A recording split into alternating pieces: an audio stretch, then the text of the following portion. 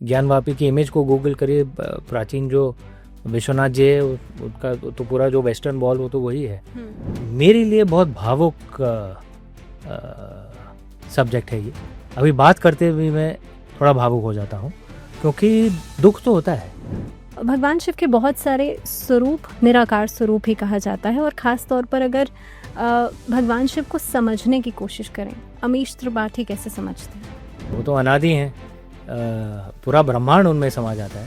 You have already talked about Gyanvapi also. What's your viewpoint on that? और देखिए ये कोई भी आप आपके जो दर्शक हैं वो गूगल कर सकते हैं, ज्ञानवापी की इमेज को गूगल करिए, प्राचीन जो विश्वनाथ जी है उनका तो पूरा जो वेस्टर्न वॉल वो तो वही है। और औरंगज़ेब ने मासिरी आलमगीरी में मतलब साफ साफ लिखा भी है कि भाई उसने मंदिर को तोड़ा था।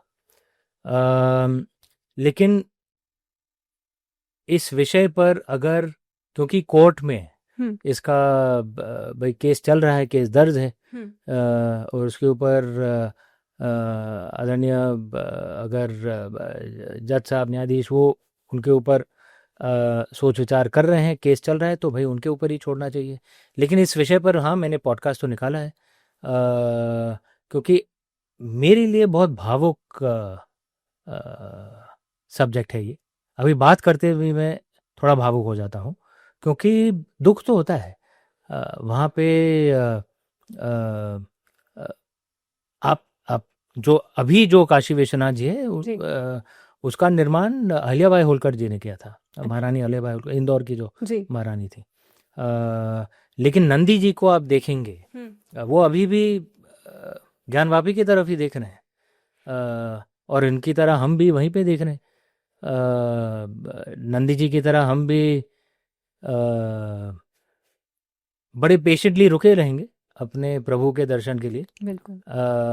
कोई कभी मतलब मैं कभी नहीं चाहता हूँ कि कुछ आप हिंसा तो दूर की बात है, शायद गुस्से तरीके से भी बातचीत ना हो, लेकिन हाँ अगर मतलब कोई भाई समझे कि भाई हमारे लिए बहुत ही भावुक मामला है तो अच्छा होगा। बट अभी समय का रफ्तार चलते रहेगा अपने। हाँ समय का रफ्तार चलेगा अपने। और नंदी जी की तरह हम भी पेशेंट हैं, हम भी पीछे नहीं हटेंगे जी। लेकिन हम अपने प्रभु को देखते तो रहेंगे इंतजार में। लेजेंड्स ऑफ शिवा, अगर हम भगवान शिव को, लॉर्ड शिव को समझने की कोशिश करें आपकी नज़रों से, भगवान शिव के बहुत सारे स्वरूप निराकार स्वरूप ही कहा जाता है, और ख़ास तौर पर अगर भगवान शिव को समझने की कोशिश करें, अमीश त्रिपाठी कैसे समझते हैं? नहीं, उनको कुछ शब्दों में सिमटना तो बहुत मुश्किल है।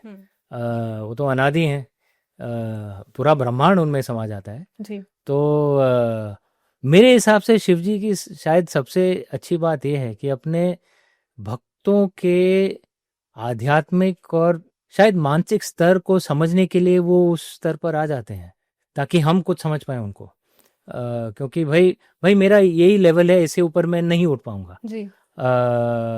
काबिलियत अभी इस जन्म में तो इतनी है, लेकिन शिव जी उस स्तर पर भी हमें समझा देते हैं कि क्या समझना है, कैसे आगे बढ़ना है।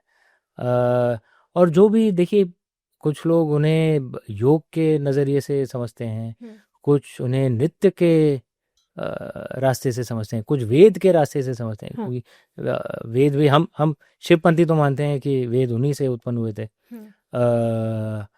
तो रास्ते अलग अलग हो सकते हैं बस, लेकिन शिव जी की तरफ ही चल रहे हैं।